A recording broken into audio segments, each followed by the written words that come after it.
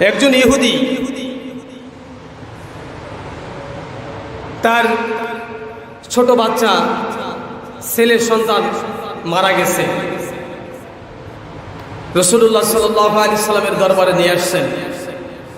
ইয়া রাসূলুল্লাহ, আমি আমার সন্তানকে অনেক মহব্বত করি, কিন্তু আমার ছেলেটা দুনিয়া থেকে চলে গেছেন। আপনি যদি আমার ছেলেকে জীবিত করাইতে পারেন তাহলে আমি কথা দিতেছি যে আমি মুসলমান হয়ে যাব।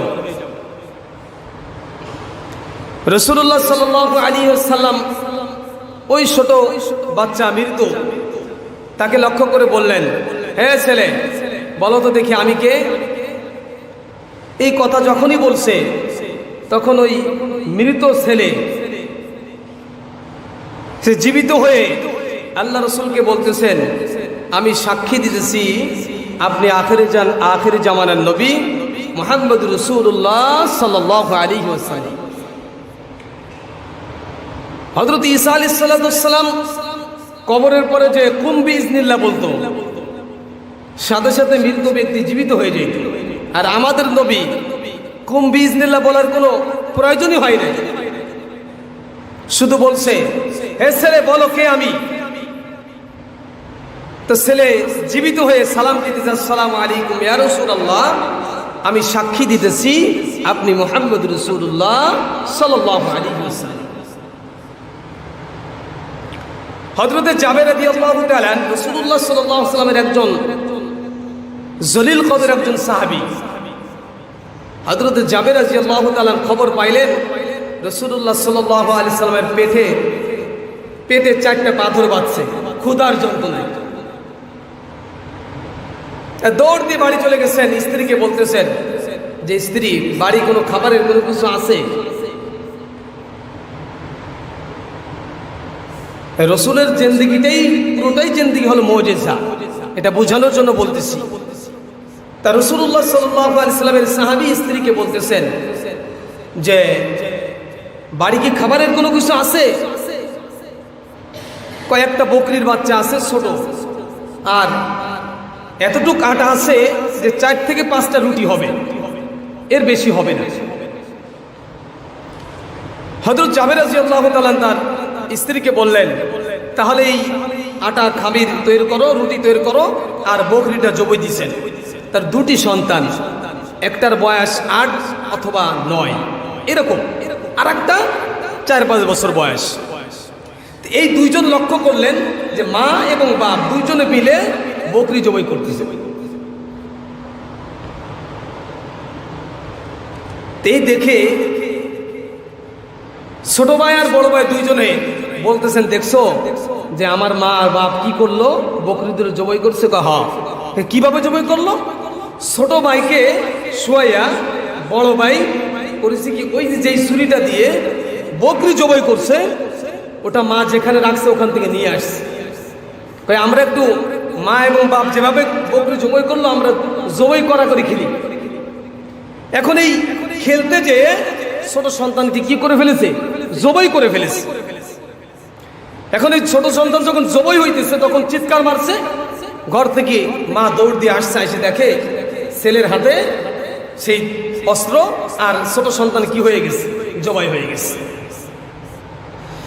এখন বড় সন্তান মনে করছেন আমাকে মনে মারবে, এই জন্য সে ওই ছুরি ফেলাই দিয়ে দৌড় মারছে।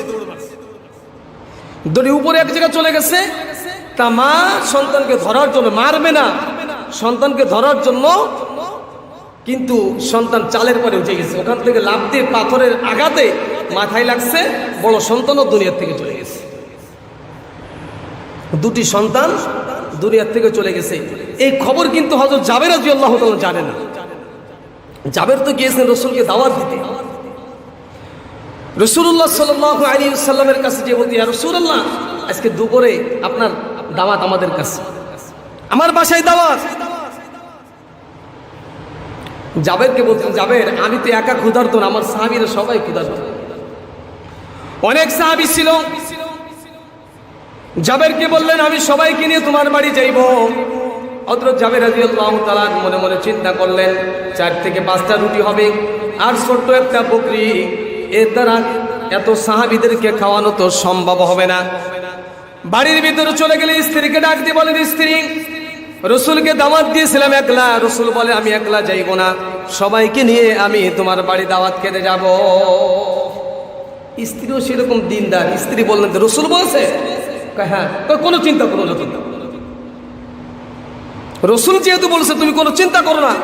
এদিক দিয়ে ওই দুটি সন্তানকে একটা কাপড় দিয়ে ঢেকে রাখছে মা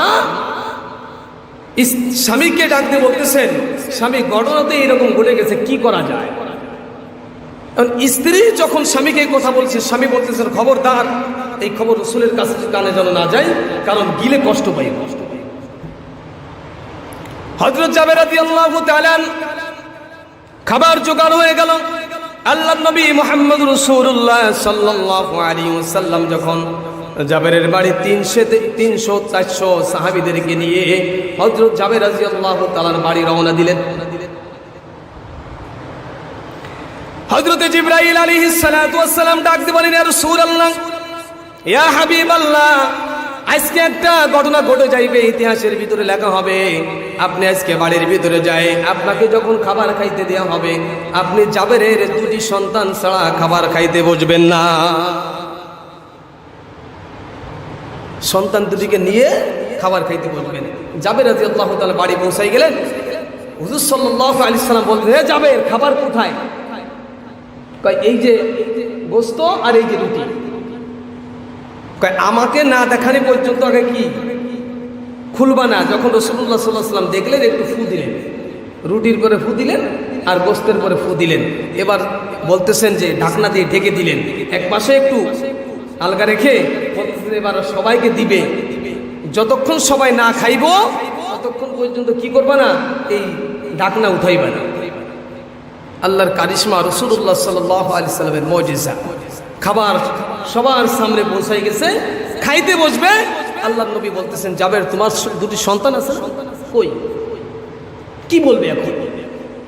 হযরত জাবের রাদিয়াল্লাহু তাআলা ডাক দিয়ে বলে, ইয়া রাসূলুল্লাহ, আপনি খান, হয়তো আমার সন্তানেরা খেলাধুলা করতেছে, কোথাও যেন গিয়েছে, আমি তো জানি না।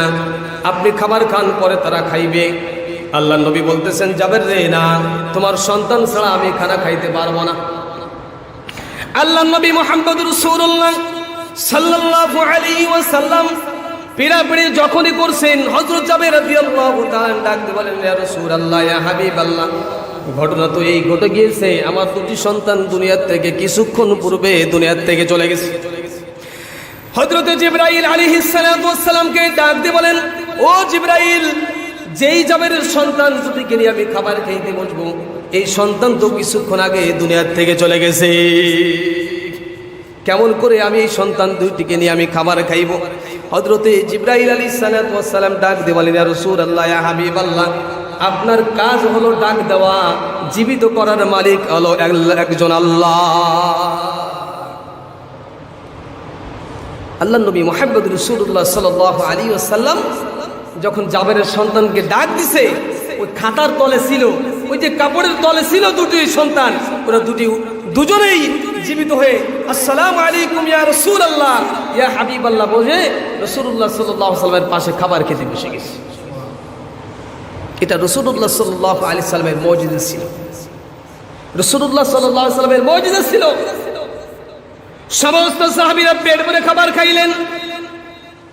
হযরত জাবের রাদিয়াল্লাহু তাআলার স্ত্রী ডাক দিয়ে বলেন, স্বামী আমার, যেই 4-5টা রুটি আমার খামির থেকে তৈরি করেছিলাম, সেই 5টা রুটি এখনো ওখানেই রয়ে গেছে।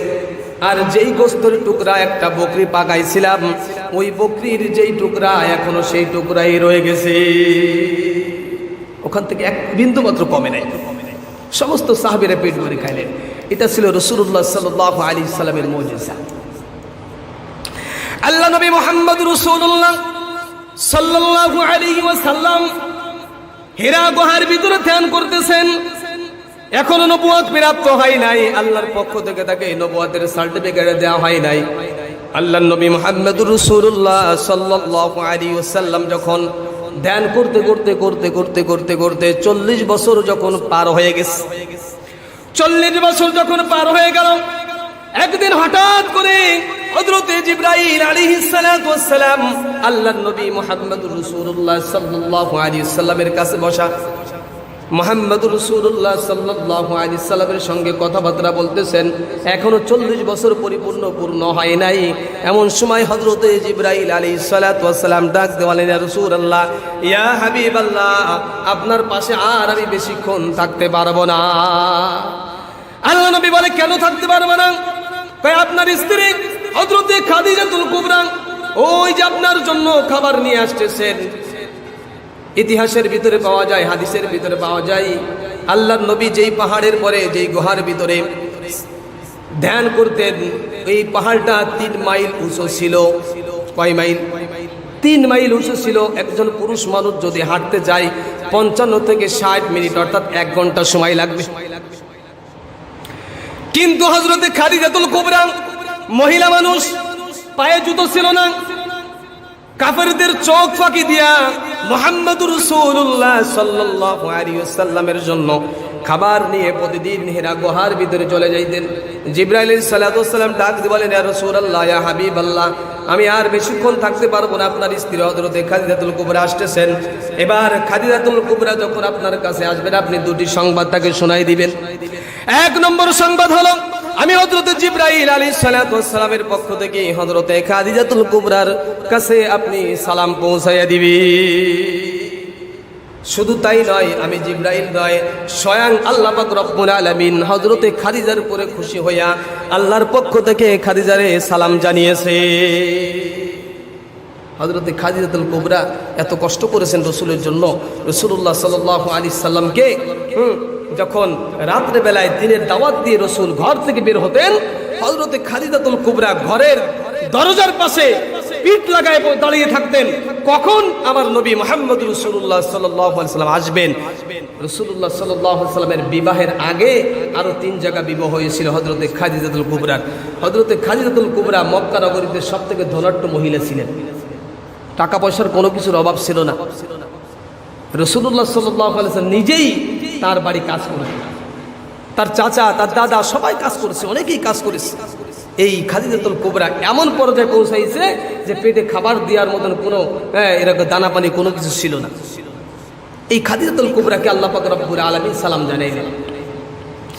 আল্লাহ নবী মুহাম্মদ রাসূলুল্লাহ 40 বছর বাদ যখন পার হয়ে গেল, 40 বছর একদিন যখন পার হয়েছে, সকালবেলা হযরতে জিবরাইল আলাইহিস সালাতু ওয়াস সালাম হিরা গুহার ভিতরে আগমন করলেন আর ডাক দিয়ে বলেন, ইয়া রাসূলুল্লাহ, ইয়া হাবিবাল্লাহ, ইকরা, আপনি পড়েন, ইকরা বিসমি রাব্বিকাল্লাযী খলাক, ইকরা। যখন ইকরা বলেছে, আল্লাহর নবী বলতেছেন, আনা বিকারি, আমি তো পড়তে পারি না, আমি তো পড়তেই পারি না, তুমি কি আমাকে পড়াই দিও? হাদিসের ভিতরে আসে রাসূলুল্লাহ সাল্লাল্লাহু আলাইহি সাল্লামকে জিবরাইল আলাইহিস সালাতু ওয়াস সালাম ধরে একটা চাপ মারছে। এই প্রথম চাপেই সারা পৃথিবীর ভিতরে যত এলেম আছে সমস্ত এলেম আল্লাহ পাক রব্বুল আলামিন রাসূলের সিনার ভিতরে ঢুকাই দিয়েছে। আবার বলতেছেন ইকরা, আল্লাহর নবী বলে, আনা বিকারি, আমি পড়তে পারি না। হযরতে জিবরাইল আলাইহিস সালাতু ওয়াস সালাম আবার চাপ দিলেন। পৃথিবীর ভিতরে যত ফেরেশতাকুল আছে সমস্ত ফেরেশতাদের ভিতরে যেই জ্ঞান দান করা হয়েছে সমস্ত জ্ঞান আল্লাহ পাক রব্বুল আলামিন বিশ্ব নবীর সিনার ভিতরে ঢুকাই দিয়েছে। তৃতীয়বার আবার বলতেন ইকরা, আবার বলেন আনা বিকারি, আমি পড়তে পারি না। হযরতে জিবরাইল আলাইহিস সালাতু ওয়াস সালাম যখন আবার রাসূলুল্লাহ সাল্লাল্লাহু আলাইহি সাল্লামকে ধরে চাপ দিলেন, আল্লাহ পাক রব্বুল আলামিন যত আসমানি ইলম আছে সমস্ত ইলমগুলো আল্লাহ পাক রব্বুল আলামিন বিশ্ব নবীর সিনার ভিতরে ঢুকাই দিলেন। এবার বিশ্ব নবী পড়া শুরু করে দিয়েছেন, ইকরা বিসমি রাব্বিকাল্লাযী খলাক, খলাকাল ইনসানা মিন আলাক, ইকরা ওয়া রাব্বুকাল আকরামুল্লাযী আল্লামা বিল কলম। আল্লাহর পক্ষ থেকে 5টা আয়াত নাযিল হয়ে গেল। এই 5টা আয়াত নিয়ে হীরা গুহার থেকে নেমে আল্লাহর নবী মুহাম্মদ রাসূলুল্লাহ সাল্লাল্লাহু আলাইহি সাল্লাম খাদিজার ঘরে চলে আসছে। খাদিজার ঘরে যখন চলে আসছেন, ঘরের ভিতরে প্রবেশ করে আল্লাহর নবী খাদিজাকে ডাক দিয়ে বলেন, খাদিজা রে, জাম্মিলুনি জাম্মিলুনি জাম্মিলুনি, আমার শরীরের ভিতরে কম্পন সৃষ্টি হয়েছে, জ্বর এসে গেছে, আমাকে তুমি কম্বল দিয়ে ঢেকে দাও। রাসূল কাঁপতেছেন। জিব্রাইলকে এরকম ভাবে সশরীরে, জিব্রাইলের যে চেহারাটা, যে দেহটা, এত বড় দেহ জিব্রাইলের ইতিপূর্বে কখনো দেখে নাই।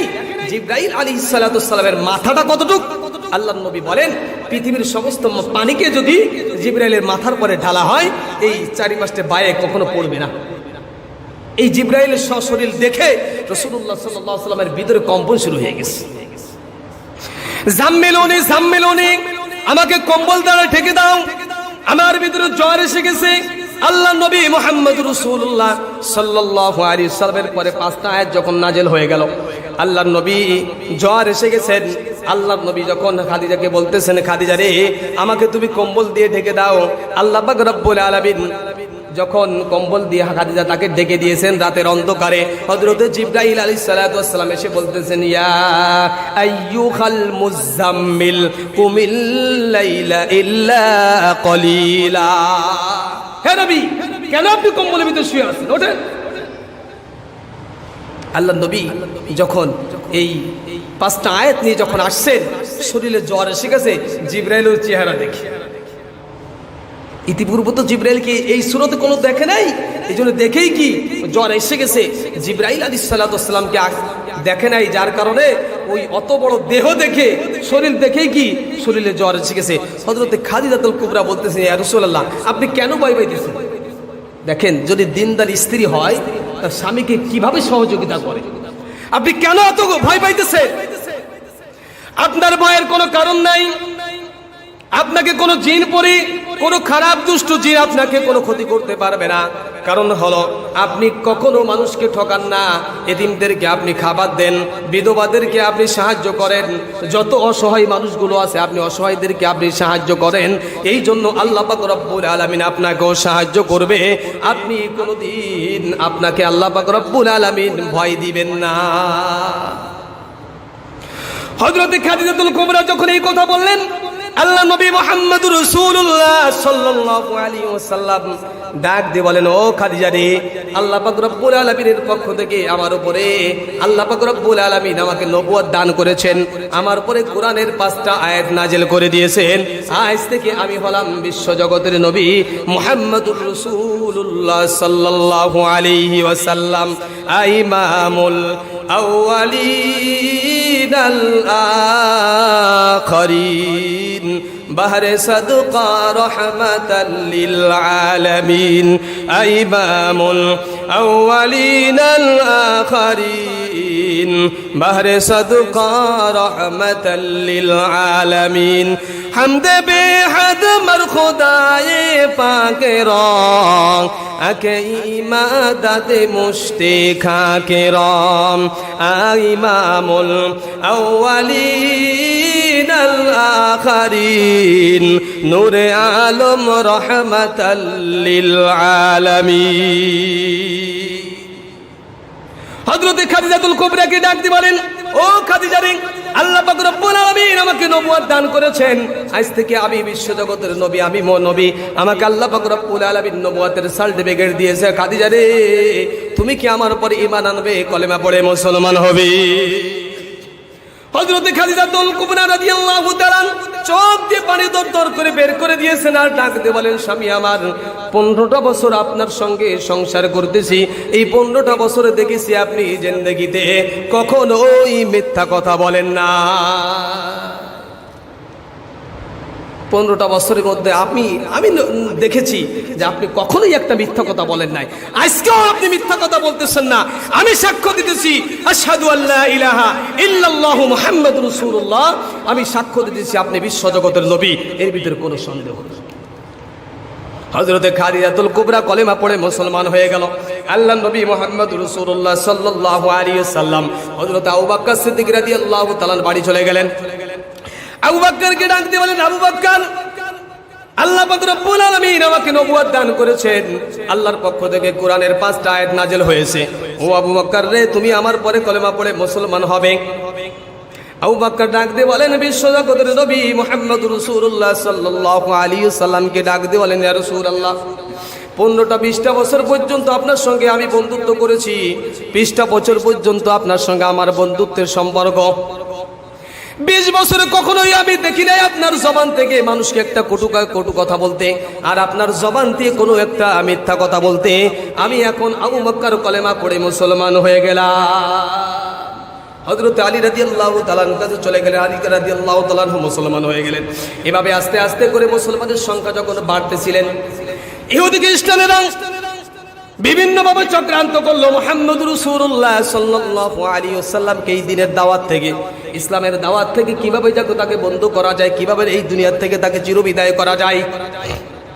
এভাবেই যখন বিভিন্ন প্রকার কৌশল অবলম্বন করতেছে, কিন্তু মুহাম্মদ রাসূলুল্লাহ সাল্লাল্লাহু আলাইহি ওয়াসাল্লামের পরে কলেমা পড়ে পড়ে মানুষ মুসলমান হতে লাগতেছে। মুসলমানের সংখ্যা আস্তে আস্তে বৃদ্ধি পাইতেছে।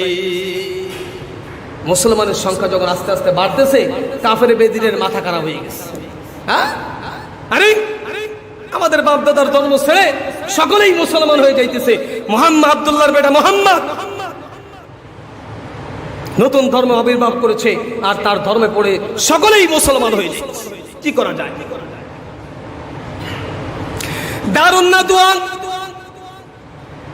মুশরিকদের ঘাঁটি, ওইখানে তারা দারুন নাদওয়া ওইখানে বসে বিল পাস করতেছে।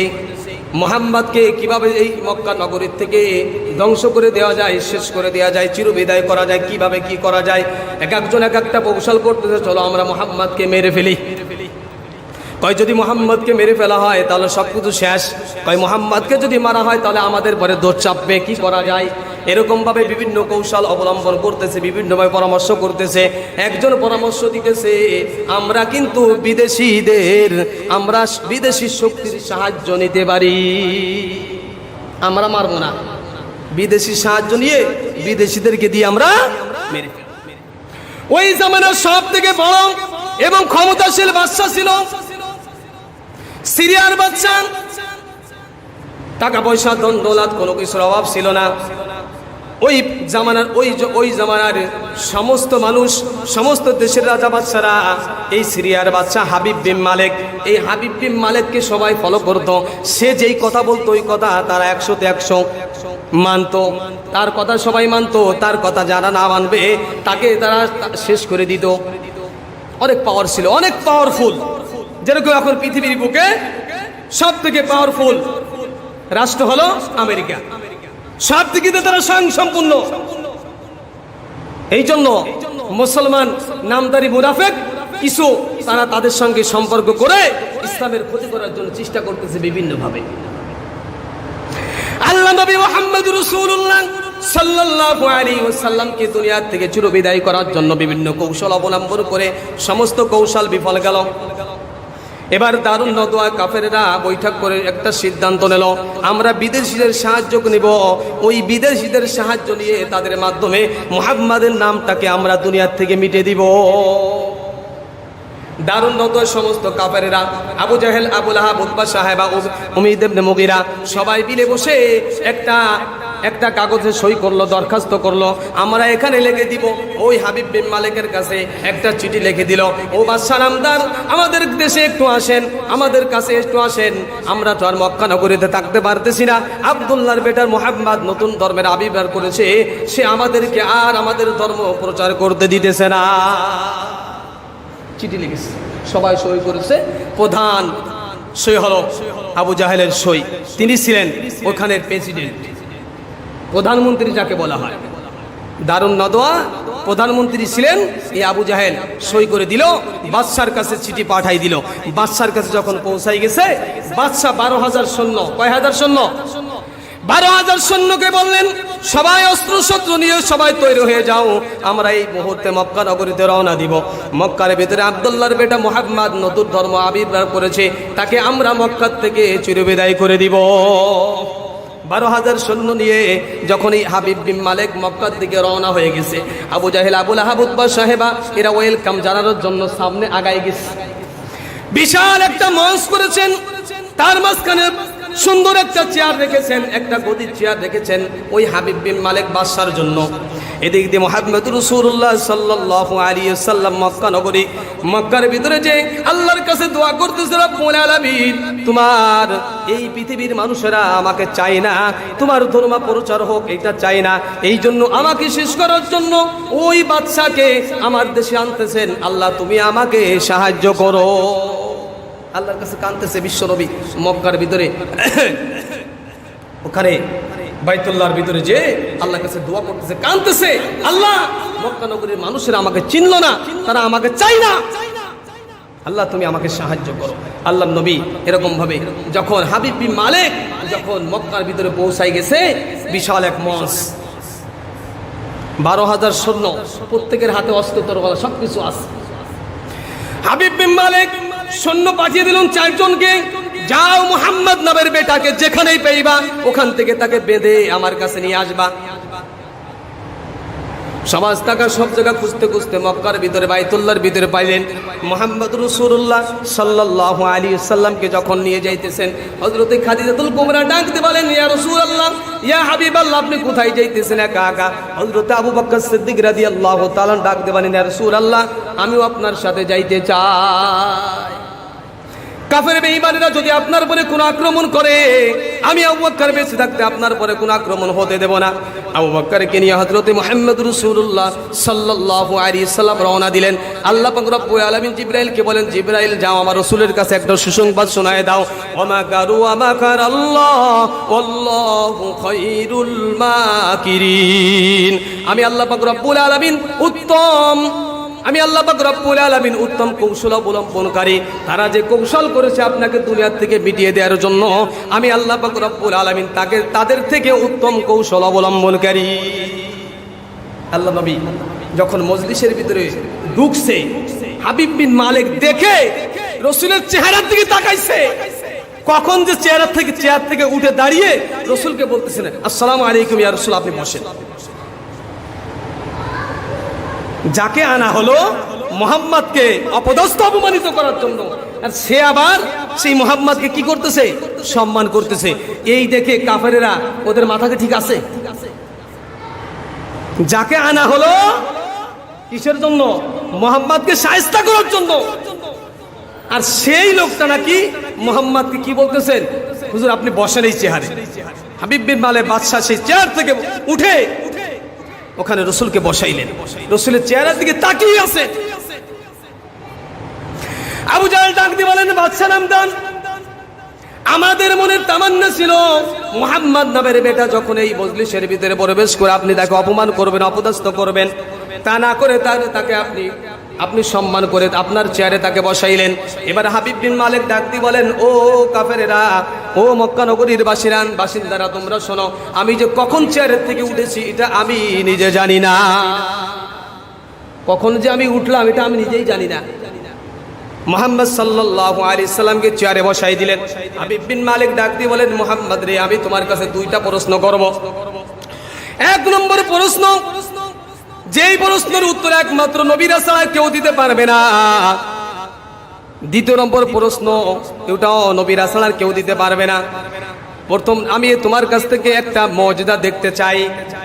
তোমার কাছ থেকে আমি একটা মুজিজা দেখতে চাই। আল্লাহর নবী বললেন, কি মুজিজা দেখতে চাও? আমাকে কিছু সময় দাও, 5-7 মিনিট সময় দাও।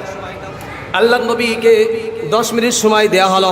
আল্লাহর নবী মুহাম্মদ রাসূলুল্লাহ সাল্লাল্লাহু আলাইহি ওয়াসাল্লাম ওই পাশে একটা পাহাড় ছিল, কুবাইস নামক পাহাড়, ওই পাহাড়ের চূড়ায় ভেতরে উঠে 2 রাকাত নামাজ পড়ে আল্লাহর কাছে দরখাস্ত করে, আল্লাহর কাছে দোয়া করে, কেঁদে কেঁদে লাগতে বলে, রব্বুল আলামিন, আজকে তোমার নবীকেই মক্কা নগরীতে শেষ করার জন্য বাদশা আসছে, আমাকে এই দুনিয়া থেকে চিরবিদায় করার জন্য, আল্লাহ তুমি আমাকে সাহায্য করো।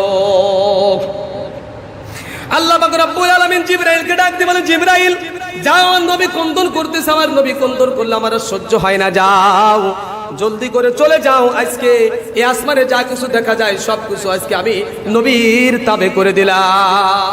জমিনে যা কিছু দেখা যাইতেছে সব কিছু নবীকে তাবে করে দিলাম। যারকে যেই হুকুম দিবে এই জমিন পালন করার জন্য তৈয়ার। আল্লাহর নবী দোয়া করে নামাজ পড়ে চলে আসছেন।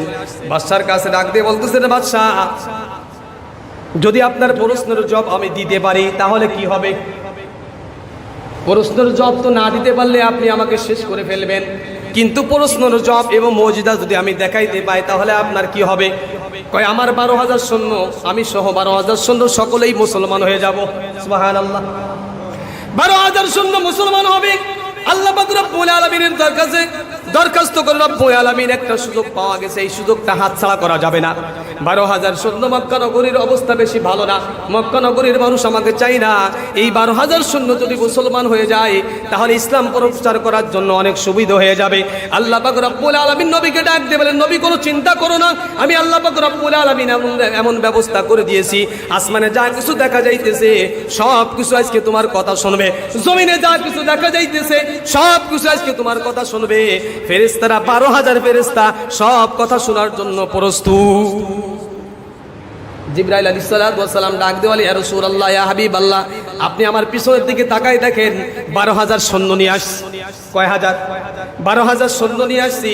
কাফেরেরা নিয়ে আসছে 12,000, আমিও আছি 12,000। তাদের থেকে আমরা কোন দিক দিয়েই কম না, আপনি চিন্তা করেন না, কোনো সমস্যা নাই।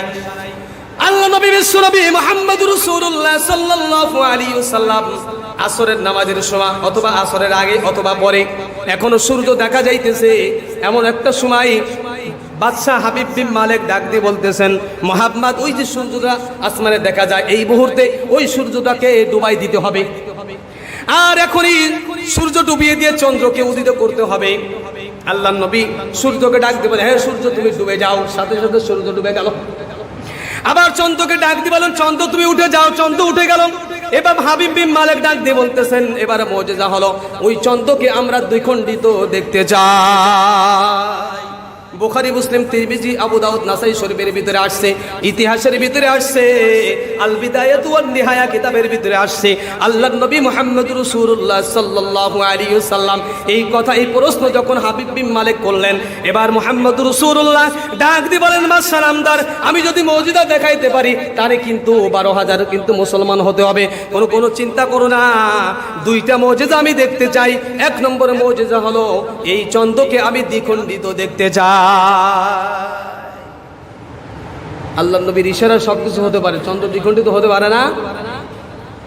আল্লাহ নবী মুহাম্মদুর রাসূলুল্লাহ কোনো কথা বলেন নাই, শুধুমাত্র হাতের ইশারা করছে, হাতে এরকম একটা ডাক দিয়ে দ্বিখণ্ডিত করেছে। হাদিসের ভিতরে আসছে, হযরতে ইবনে আব্বাস রাদিয়াল্লাহু তাআলা, হযরত আব্দুল্লাহ ইবনে মাসউদ রাদিয়াল্লাহু তাআলা, অনেক সাহাবীরা নজর করে দেখেছেন মুহাম্মদুর রাসূলুল্লাহ সাল্লাল্লাহু আলাইহি ওয়াসাল্লাম যখন চাঁদকে ডাক দিয়ে বলেন, চাঁদ রে দ্বিখণ্ডিত হয়ে যাও। চাঁদ দ্বিখণ্ডিত হয়ে দুই পাহাড়ের দুই দিকে চলে গেছে, দুই পাহাড়ের দুই পাশে দুই খণ্ড চলে গেছে। সমস্ত সাহাবীরা দেখেছেন, এমনকি পৃথিবীর ভিতরে ওই সময় যত কাফের বেঈমানেরা ছিল, ইতিপূর্বে বিভিন্ন দেশ থেকেও তারা দেখেছেন যে চাঁদকে দ্বিখণ্ডিত করা হলো।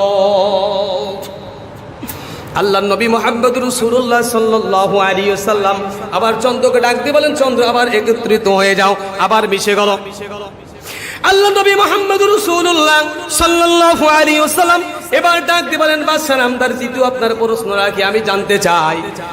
এক নম্বর প্রশ্নের জবাব তো হয়ে গেছে, দ্বিতীয় নম্বর প্রশ্নের জবাব আমি দিতে চাই। আপনি দ্বিতীয় নম্বর প্রশ্ন আপনার কি, এটা আপনি বলেন, আর আপনারা সকলেই মুসলমান হওয়ার জন্য তৈরি হয়ে যান।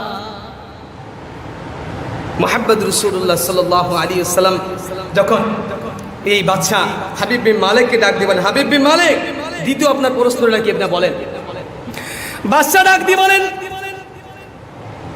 মুহাম্মদ রাসূলুল্লাহ সাল্লাল্লাহু আলাইহি সাল্লামকে ডাক দিয়ে বলেন, এ মুহাম্মদ, এবার তুমি দ্বিতীয় আমার প্রশ্ন হলো, আমার মনের কি ব্যথা আছে একটু বলো। আমার মনের কি ব্যথা আছে এই কথাটা যদি তুমি বলতে পারো।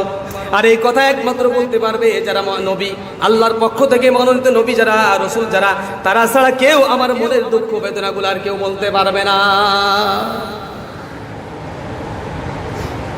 আল্লাহর নবী মুহাম্মদ রাসূলুল্লাহ সাল্লাল্লাহু আলাইহি সাল্লাম চক্ষুটা বন্ধ করে ফেললেন। হযরত জিবরাইল আলাইহিস সালাতু ওয়াস সালাম কানে কানে যে সব খবর বলে দিয়ে গেলেন। তার এই বাচ্চার ভিতরে, বাচ্চার মনের ভিতরে এত কি বড় একটা কষ্ট আছে, সব কষ্টের কথা আল্লাহর নবীর কানে কানে মুহাম্মদ রাসূলুল্লাহ সাল্লাল্লাহু আলাইহি সাল্লামের কানের ভিতরে হযরত জিবরাইল আলাইহিস সালাতু ওয়াস সালাম বলে দিলেন। আল্লাহ নবী ডাক দিয়ে বলেন, বাদশা নামদার, আপনার মনের যে কষ্টগুলো হলো, দীর্ঘদিন যাবৎ আপনার কোনো সন্তানাদি হয় না, অনেক চেষ্টা মিষ্টা করেও আপনার কোনো সন্তানাদি হয় না, কিন্তু একটা সন্তান হয়েছে, যেই সন্তানের কোনো দুইটা চক্ষু নাই, যেই সন্তানের জবান নাই, যেই সন্তানের দুইটা হাত নাই, যেই সন্তানের দুইটা পা নাই, এই হলো আপনার মনের সব থেকে বড় কষ্ট। আপনার মনের ভিতরে সব থেকে বড় কষ্ট হলো দীর্ঘদিন যাবৎ আমার কোনো সন্তান হয় না, তারপরে আল্লাহর পক্ষ থেকে একটা সন্তান আমাকে দেওয়া হলো, যেই সন্তানের চোখ নাই, যেই সন্তান কথা বলতে পারে না, যেই সন্তান হাঁটতে পারে না, তার হাতও নাই, এমন একটা সন্তান দিয়েছেন আপনার মনের ভিতরে হলো, এই হলো সব থেকে বড় একটা কষ্ট। যখন এই কথা বলেছেন, হযরতে মুহাম্মদ রাসূলুল্লাহ সাল্লাল্লাহু আলাইহি ওয়াসাল্লামের পায়ে সিজদায় পড়ে এই হাবিব বিন মালিক মুসলমান, কালেমা পড়ে মুসলমান হয়ে গেল। হাবিব বিন মালিক ডাক দিয়ে বলেন, ও আমার সাথী ভাইরা, তোমরা আর দেরি করো না। সাথীরা ডাক দিয়ে বলতেছেন, বাদশা নামদার, এতদিন আপনি যা বলেছেন আপনার কথাই আমরা শুনেছি, আপনি আজকে যার কাছে বায়াত হয়ে মুসলমান হয়ে গেলেন, আমরাও সকলে মুসলমান হতে চাই। 12,000 সৈন্য সকলেই কালেমা পড়ে মুসলমান হয়ে গেল। এবার বাদশা ডাক দিয়ে বলেন, ও কাফেরেরা, ও মক্কা নগরীর বাসিন্দারা, তোমরাও শুনে নাও, তোমরাও যারা পারো এই মুহাম্মদ রাসূলুল্লাহ সাল্লাল্লাহু আলাইহি ওয়াসাল্লামের হাতে হাত রেখে বায়াত হয়ে মুসলমান হয়ে যাও, কারণ তোমাদের ভবিষ্যৎ কিন্তু ভালো দেখা যাইতেছে না, মুহাম্মাদের বিরোধিতা করে তোমাদের কোনো লাভ হবে না, মুহাম্মাদের বিরোধিতা করলে কোনো লাভ হবে না। সকলেই যখন মুসলমান হয়ে বাড়ি ফিরে গেলেন, বাদশা যখন বাড়ির ভিতরে প্রবেশ করলেন, তার রাজকীয় বাড়ির ভিতরে যখনই মহলের ভিতরে যখনই প্রবেশ করলেন, মহলের উপরের তলা থেকে কে যেন আব্বা বলে ডাক দিতেছেন, সুবহানাল্লাহ, আব্বা আব্বা বলে ডাক দিয়ে দৌড় দিয়ে আসতেছেন। এবার বাদশা ডাক দিয়ে বলেন, ও সন্তান, কে তুমি আমাকে বাপ আব্বা বলে ডাক দিলা? তোমরা তো জানো যে আমার আব্বা ডাক শোনার মতন কপাল আমার নাই, কারণ আমার একটা সন্তান ছিল, যেই সন্তানটা জবান নাই, কথা বলতে পারে না, যেই সন্তানটার চোখ নাই, চোখ দিয়ে কিছু দেখতে পারে না, যেই সন্তানের দুইটা পাও নাই, পাট দিয়ে হাঁটতে পারে না, তুমি কে? বাদশা যখন এই প্রশ্ন করলো, সন্তান ডাক দিবা, আব্বা জান, আমি তোমার সেই সন্তান, যেই সন্তানকে তুমি দেখেছিলে অন্ধ, যেই সন্তান কথা বলতে পারতো না, যেই সন্তান হাঁটতে পারতো না, কিছুক্ষণ আগে আমি ঘুমের ভিতরে দেখলাম সুন্দর চেহারার একটা লোক আমাকে বলতেছেন, তুমি কালেমা পড়ে মুসলমান হয়ে যাও, যদি কালেমা পড়ে মুসলমান হয়ে যাও, আল্লাহ পাক রব্বুল আলামিন তোমার চক্ষুকে ভালো করে দিবে, তোমার জবান খুলে দিবে, তোমার দুইটা পা ভালো করে দিবে, তোমার হাত দুটা ভালো করে দিবে। আমি যখন মুসলমান হইলাম, ঘুম থেকে জাগ্রত হয়ে দেখি আমার সব কিছু ভালো হয়ে গেছে। সুবহানাল্লাহ বলবেন না? এটা আল্লাহ পাক রব্বুল আলামিনের হাবিবের মুজিজা, রাসূলুল্লাহ সাল্লাল্লাহু আলাইহি ওয়াসাল্লামের জিন্দেগিটাই মুজিজা, পুরো জিন্দেগিটাই মুজিজা ছিল। হাবিব বিন মালিক 5টা ঘোড়ার পিঠে যত মাল ধরে, যত খাবার ধরে, সব কিছু একত্রিত করা হলো, একত্রিত করে বললেন, এটা আমার গরিব নবী মুহাম্মদ রাসূলুল্লাহ সাল্লাল্লাহু আলাইহি সাল্লামের কাছে পাঠিয়ে দাও, আর এলাকার ভিতরে ঘোষণা করে দাও, যারা পরো আরব দেশের একজন আব্দুল্লাহর বেটা মুহাম্মদ, ওই মুহাম্মাদের হাতে হাত রেখে যারা মুসলমান হবে, আমি যেরকম ভাবে সাহায্য পেয়েছি, সকলেই এরকম সাহায্য পাইবে, জলদি করে যাও, তোমরা সকলেই মুসলমান হয়ে যাও।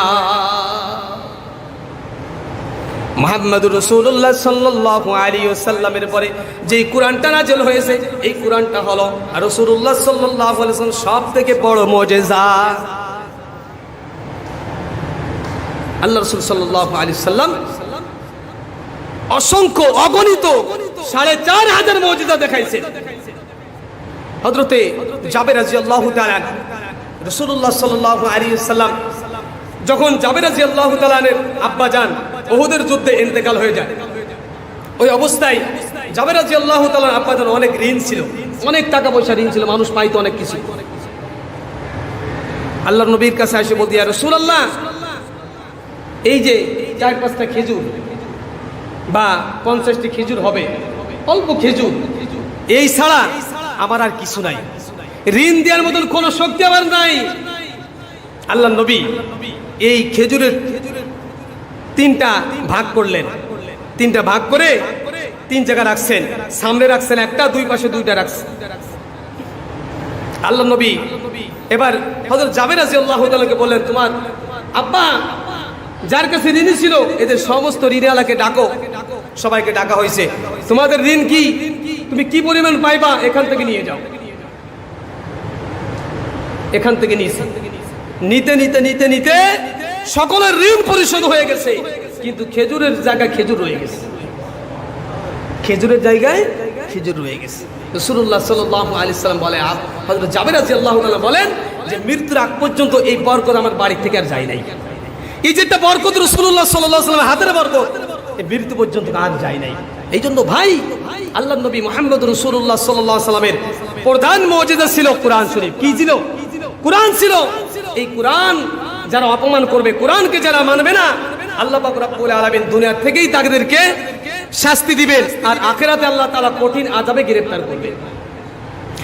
আল্লাহ নবী মুহাম্মদ রাসূলুল্লাহ সাল্লাল্লাহু আলাইহি ওয়াসাল্লামের দরবারে যখন এই হাবিব বিন মালিক এই হাজার হাজার টন খাবার যখন পাঠিয়ে দিলেন, বাদশাকে ডাক দিয়ে বলেন, বাদশার এই খাবার আমার কোনো দরকার নাই, এটা এতিম মিসকিনকে তুমি দান করে দাও, কোনো খাবারের আমার দরকার না, আমার কোনো কিছুর অভাব নাই। রাসূলুল্লাহ সাল্লাল্লাহু আলাইহি সাল্লাম ক্ষুধার্ত কেন ছিলেন? হ্যাঁ, খাবারের অভাব ছিল রসুলের? রসুলের খাবারের কোনো অভাব ছিল? রাসূলুল্লাহ সাল্লাল্লাহু আলাইহি সাল্লামকে আল্লাহ বলতেছেন, আল্লাহর হাবিব জিবরাইল এসে বলে, ইয়া রাসূলুল্লাহ আপনি বলেন, এই যে পাহাড়টা দেখতেছেন না, এই পুরো পাহাড়টাকে স্বর্ণ বানাই দিব, এই পাহাড়টাকে আপনি স্বর্ণ বানাই দিব। রসুল চাই নাই। কেন চাই নাই?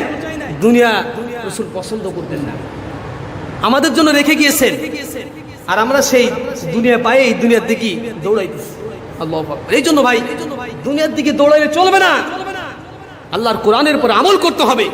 কোরআনের উপরে যারা আমল করবে, আল্লাহ পাক রব্বুল আলামিন তাদেরকে সাহায্য করবেন। আর যারা কোরআনকে মানবে না, কোরআনকে অপমান করবে, আল্লাহ দুনিয়ার থেকে তাকে শাস্তি দিবেন, আর আযাবের ব্যবস্থা কিয়ামতের ময়দানের আল্লাহ তাআলা তাদের জন্য আযাবের ব্যবস্থা করে রেখে দিয়েছে। এই জন্য আমাদের সকলকে কোরআনের উপরে আমল করতে হবে। দেখেন আজকে আমাদের কোরআন তেলাওয়াত আমরা করি না। আগের কালে দেখতাম প্রত্যেকের বাড়ি ফজরের পর থেকেই কোরআন তেলাওয়াত শুরু হয়ে যেত। আগে মানুষ কোরআন বেশি তেলাওয়াত করত, এই জন্য মানুষের অসুস্থ কম হতো, রোগ ব্যাধি কম ছিল। এখন আমরা কোরআন থেকে সরে গিয়েছি। কোরআনকে অপমান করতে আমরা একটু দ্বিধাবোধ করি না। হ্যাঁ, আজকে যদি আমার বাপকে কেউ অপমান করে, এটা আমি যদি জানি, আমি কি করব? প্রতিশোধ, অবশ্যই প্রতিশোধ নিব। যদি আমি শক্তিতে না পারি, যে কোনো কৌশল হোক, আমার বাপকে আমার মাকে যারা অপমান করবে, আর আল্লাহ রাসূল সাল্লাল্লাহু আলাইহি সাল্লাম বলেছেন, তোমার পিতা, তোমার মাতা, তোমার সন্তান সব থেকে আমি রাসূলকে যে মহব্বত না করবে, ও পরিপূর্ণ মুসলমান না। আজকে কোরআনের অপমান করা হইতেছে, কোরআনের পক্ষে যারা কথা বলতেছে তাদেরকে অপমান করা হইতেছে, আর আমরা মুসলমান হয়ে আমরা বসে আছি। 2000 সালের কথা, ইনকিলাব পত্রিকার ভিতরে আসছিল 90 থেকে 95 জন অবসরপ্রাপ্ত মেজর আর্মির কর্নেল বিশাল একটা দ্বীপের পাড়ে যে এরকম ভাবে একটা কনফারেন্স করেছে। বিভিন্ন দেশ থেকে বিভিন্ন গেস্টদেরকে এরকম দাওয়াত করা হয়েছে, আর ওই জামানার সমস্ত উলাঙ্গ মহিলাদেরকে নিয়ে, মেয়েদেরকে নিয়ে ওই পার্টিতে নাচ গানের ব্যবস্থা করেছেন। এই 90 জনের ভিতরে একজন মুসলমান ছিল। কয়জন মুসলমান? 90 জনের ভিতরে একজন মুসলমান ছিল। যখন পার্টির আয়োজন শুরু হয়ে গেছে, নর্তকীরা নাচ গান শুরু করে দিয়েছে। এবার ওই যে খ্রিস্টানেরা, 90 জন খ্রিস্টান, তার ভিতরে একজন ছিল মুসলমান। 90 জন খ্রিস্টান, এই মুসলমান ধার্মিক ওই লোকটাকে ডাক দিয়ে বলতেছেন, তোমাদের ধর্মগ্রন্থের নামটা কি? কয় আমাদের ধর্মগ্রন্থের নাম হলো আল কোরআন। কয় নিয়ে আসো তোমাদের আল কোরআন। কোরআনকে যখন আনা হলো, 90 জন ইহুদি খ্রিস্টানেরা, এই খ্রিস্টান বড় বড় অফিসার ছিল এরা, 90 জন ইহুদি খ্রিস্টানেরা, এরা সবাই একত্রিত হইয়া নর্তকীরা নাচতেছেন, মদ পান করতেছেন ওই মজলিসের ভিতরে। কুরআনুল কারীমকে নিয়ে হলো। এবার ওই খ্রিস্টানেরা মুসলমানকে উদ্দেশ্য করে বলে, ওই সূরাটা বের করো, সূরাতুল হিজর। যেই হিজরের ভিতরে আল্লাহ পাক রব্বুল আলামিন 9 নম্বর আয়াতের ভিতরে আল্লাহ পাক রব্বুল আলামিন বলেছেন, ইন্না নাহনু নাযালনা যিকরা ওয়া ইন্না লাহু লাহাফিজুন। খ্রিস্টানরা বলতেছে, বের করো সূরাতুল হিজর। হিজর বের করা হয়েছে, ওই আয়াতটা তেলাওয়াত করো। ওই আয়াতটা তেলাওয়াত করা হয়েছে, আয়াতের অর্থটা কি? মুসলমান চিন্তা করলো, এই যে নাপাক একটা পরিবেশ, এই নাপাক পরিবেশের ভিতরে আল্লাহর কোরআন পড়া যাবে না, আল্লাহর কোরআনের তরজমা করা যাবে না। কয় আমি পারবো না। এবার খ্রিস্টান বলে, তুই না পারলে কি আমি পারবো? কোরআনটাকে হাতে নিয়ে ওই আয়াতটা তেলাওয়াত করলো, তেলাওয়াতের পরে এবার বলতেছেন, এই কোরআনের ভিতরে বলতেছেন কোরআন আল্লাহ পাক রব্বুল আলামিন নাজিল করেছেন, আর আল্লাহ পাক রব্বুল আলামিন এই কোরআনকে হেফাজত করবে। এবার খ্রিস্টানরা বলতেছেন তোর আল্লাহকে ডাইকে নিয়ে আয়, আজকে আমরা কোরআনকে অপমান করব, তোর আল্লাহকে ডাইকে নিয়ে আয়, দেই কোরআনকে কিভাবে হেফাজত করে। 90 জন ইহুদি খ্রিস্টানেরা বড় বড় অফিসার ছিল। এবার যখন এই মুসলমান ধার্মিক লোকটা দেখলো যে এক একটা পৃষ্ঠা এরকম ছিঁড়ে ছিঁড়ে ইহুদিরা ছিঁড়তেছে কোরআনের একটা পৃষ্ঠাকে, আর ওই নর্তকীরা মহিলার উলঙ্গ মহিলার নাচতেছে, তাদের পায়ের দিকে নিক্ষেপ করতেছে আর বলতেছে এই যে কোরআন, যেই মুসলমানের ধর্মগ্রন্থ কোরআন, এই কোরআনটাকে তোমাদের পায়ের নিচে দেওয়া হলো, তোমরা এর পায়ের পরে পাড়াও এবং নাচো এবং গান করো আর মদ পান করো, তোমরা আনন্দ ফুর্তি করো। আজকে এই মুহাম্মদ সাল্লাল্লাহু আলাইহি সাল্লামের এই কোরআনকে মুজিজাকে আমরা আজকে অপমান করব, দেখি আল্লাহ কিভাবে ঠেকায়। আল্লাহ ঠেকাইতে পারবে? আল্লাহর ক্ষমতা আছে নাকি আল্লাহ বুড়ো হয়ে গেছে? আল্লাহর বয়স বেশি হয়ে গেছে তো, কারণ দুনিয়ার বয়স তো প্রায় কয়েক হাজার বছর নাকি। ঈসা আলাইহিস সালাম দুনিয়া থেকে গেছেন এ পর্যন্ত 2021 বছর, মানে আল্লাহ তো আরো অনেক আগের আল্লাহ নাকি। আল্লাহ তো ক্ষমতা একটু কমে গেছে, এখন আল্লাহ আর ওই শক্তি নাই, এই জন্য আমাদের আর কি উপকার করতে পারে না নাকি। হ্যাঁ, আপনাদের কি বিশ্বাস হয় যে আল্লাহ সাহায্য করতে পারে ইনশাল্লাহ? হ্যাঁ, তাহলে সেই কোরআনের দিকে আমাদের কি ফিরে যেতে হবে? কোরআনের পরে আমল করতে পারবো তো ইনশাল্লাহ। যদি আমরা কোরআনকে ভালোবাসি, আল্লাহ ভালোবাসবেন।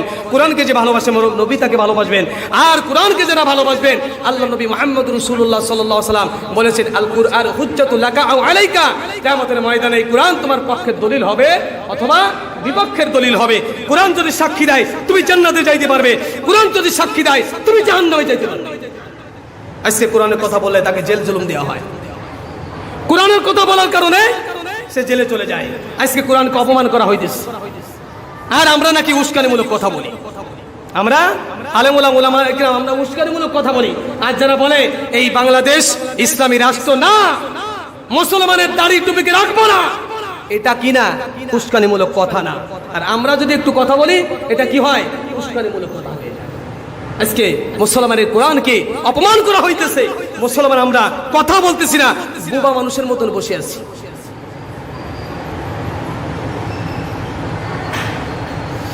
নব্বই জন কর্নেল বড় বড় অফিসার যখন এই কোরআনকে অপমান করতেছিলেন, ওই যে একজন মুসলমান ছিল, উনি মনে মনে চিন্তা করতেছেন এই এলাকায় এইখানে আর বেশি সময় থাকা যাবে না, কখন যেন আল্লাহর পক্ষ থেকে গজব নাজেল হয়ে যায়। মুসলমান দৌড় দিছেন, ওখান থেকে বের হয়ে চলে গেছেন। এমন সময় আল্লাহর পক্ষ থেকে ওই দরিয়ার থেকে বিশাল একটা তুফান উঠছে। ওই তুফানটা পানি নয়, ওই তুফানটা ছিল আগুনের তুফান। ইতিহাসের ভিতরে আসছে, ইনকিলাব পত্রিকার ভিতরে আসছে, 21/1/2000 সালের ইনকিলাব পত্রিকার ভিতরে আসছে, আল্লাহ পাক রব্বুল আলামিন ওই দরিয়ার থেকে যে একটা বিশাল একটা দরিয়ার ভিতরে পাহাড়ের মতন এরকম উঁচু উঁচু করে বিশাল একটা দরিয়ার ভিতরে এরকম ভূমিকম্প শুরু হয়ে গেছে। আর আল্লাহ পাক রব্বুল আলামিন ওই যে রুমটা, ওই এলাকাটা, ওই যে একটা ঘরটা, ওই বাড়িটাকে ওই আগুনের এরকম গ্রাস করে ফেলছে। সমস্ত ইহুদি খ্রিস্টানদেরকে জমিনের নিচেই গেড়ে দিয়েছে। আল্লাহ পাক রব্বুল আলামিন দুনিয়ায় তাকে শাস্তি দিয়ে দিয়েছে। এই আল্লাহ এখনো আছেন। ওই কোরআনের দিকে যদি আমরা ফিরে যাইতে পারি, ওই কোরআনের পরে যদি আমরা আমল করতে পারি, ওই কোরআনকে যদি আমরা পড়তে পারি, ওই কোরআন আমার পক্ষে যদি দলিল হয়ে যায়, দুনিয়া এবং আখেরাত আমার জন্য কামিয়াব। আর যদি দুনিয়ার এই কোরআন যদি আমার বিপক্ষে চলে যায়, আমি যতই ভালো মানুষ হই না কেন, কিয়ামতের ময়দানে ওই কোরআন যদি আমার বিপক্ষে সাক্ষী দেয়, আমি কোরআন পড়তাম না, কোরআনের হুকুম মানতাম না, আমি কোরআনকে যারা ভালোবাসতো না, আজকে তারা জান্নাতে যাইতে পারবে না।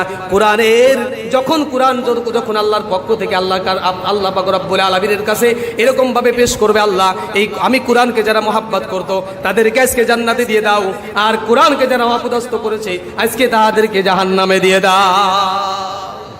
এই জন্য ভাই আমাদেরকে কোরআনকে মহব্বত করতে হবে, কোরআনের বিধান আমাদেরকে মানতে হবে, কোরআন অনুযায়ী আমাদের জীবনকে পরিচালনা করতে হবে। যদি আমরা কোরআন অনুযায়ী চলতে পারি, কোরআন আমাদের যদি দলিল হয়ে যায়, কোরআন যদি আমাদের সাক্ষী দিয়ে দেয়, আমাদের ময়দানে কয়েকটা জিনিস আল্লাহর সঙ্গে ঝগড়া করবে। 1 নম্বর রোজা আল্লাহর সঙ্গে ঝগড়া করবে, হ্যাঁ। 2 নম্বর কোরআন আল্লাহর সঙ্গে ঝগড়া করবে। কিসের জন্য? আল্লাহকে বলবে, আল্লাহ এই লোকটা আমাকে রাত্রে পড়েছে, দিনে পড়েছে, এই লোকটা অনেক মেহনত করে আমাকে অর্জন করেছে, আজকে আমি তাকে কষ্ট দিতে চাই না, আল্লাহ তুমি একে জান্নাতে দিয়ে দাও। আল্লাহর সঙ্গে ঝগড়া করে এই লোকটাকে জান্নাতে নিয়ে ছাড়বে। এই জন্য ভাই, আমরা যারা কোরআন পড়তে নাও পারি, কিন্তু কোরআনের পক্ষে যদি চলে আসি, এই কোরআন আমাদেরকে সাক্ষী দিবে, কোরআন আমাদের পক্ষে জলিল হয়ে যাবে। আল্লাহ তাআলা আমাদের সকলকে যা কিছু বললাম এবং শুনলাম আমল করার